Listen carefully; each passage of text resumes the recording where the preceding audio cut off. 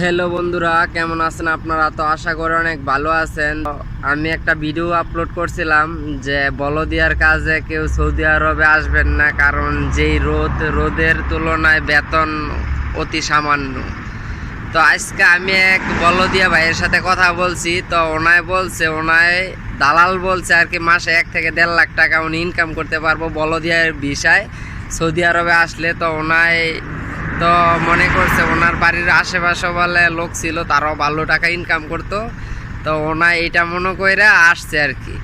তো ওনায় 700 টাকা বেতন নিয়ে এই সৌদি আরবে আসছে বলদিয়ার কাজে। তো ওনায় বললো যেটা 700 টাকা বেতন, খাওয়া দাওয়া, রুম ভাড়া আর হচ্ছে গিয়া নেট বিল, এই টাকা থেকে দিতে হয়। আর আবার ওনায় মানে 1 মাস কাজ করলে কেউ 200 টাকা, কেউ 100 টাকা পায় আর কি। এমনিতে অনেক সৌদিরা খুশিতে তাদেরকে দেয় আর কি, যে তারা তো রাস্তায় কাজ টাজ করে, এই জন্য তাদেরকে সৌদিরা টাকা দেয়। এমনিতে কেউ 5 টাকা দেয়, কেউ 10 টাকা দেয়, এরকম ধরেন 100-200 টাকা পায়, এর বেশি পায় না। আবার রমজান মাস আসলে কেউ 300, 400, 500, কেউ 1000ও পায় আর কি, এরকম। তো এইটা হচ্ছে বলদিয়া ঘর আউট ইনকাম। তো ধরেন যদি 200 টাকা বলছে পায় মাসে যদি 200 পায়, আমি ধরি 200, তো 200 যদি পায় তাইলে তার মনে করেন 700 আর 200 900 টাকা হইতেছে। তার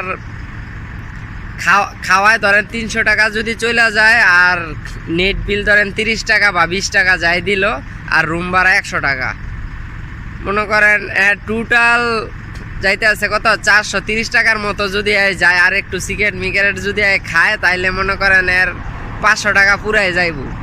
500 টাকা গেলে আর 400 টাকা থাকে। মানে বাসায় আপনি ধরে রাখেন যে বাসায় আপনি সর্বোচ্চ বলদিয়ার কাজ করলে, আপনি যদি অনেক কপাল ভালো থাকে তাইলে আপনি সর্বোচ্চ পাঠাইলে 25,000, 20,000, 18,000 এরকম পাঠাইতে পারবেন।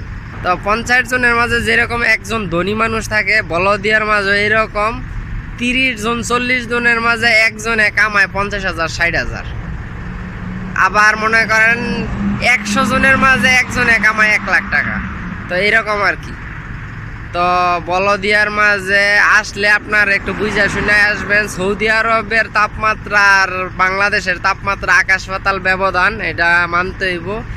কারণ সৌদি আরবের তাপমাত্রা অনেক বেশি, কিন্তু যারা মদিনাতে আছে তাদের জন্য একটু ভালো।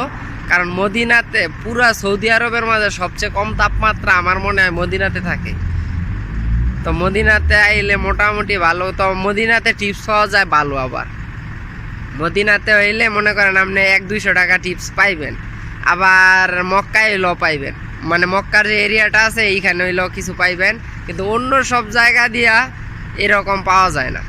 আবার শহর সাইড হইলেও মোটামুটি হালকা পাতলা কিছু পাওয়া যায়, কিন্তু অন্য সাইডগুলো একবারে মনে করেন যেই বেতন নিয়েছেন, অনেকে আবার এইটা নিয়েই সন্তুষ্ট থাকতে হয়। মনে করেন 600 টাকা বেতন, খাওয়া দাওয়া করে আপনি সব চিপ্পা চলল, মনে করেন আপনার 300 টাকা খরচ করলেন, আর 300 টাকা বাড়িতে 9,000, 10,000 টাকা বাড়িতে পাঠাইতে হইব, বা 15,000 টাকা বাড়িতে পাঠাইতে হইব, এরকম হইব আর কি।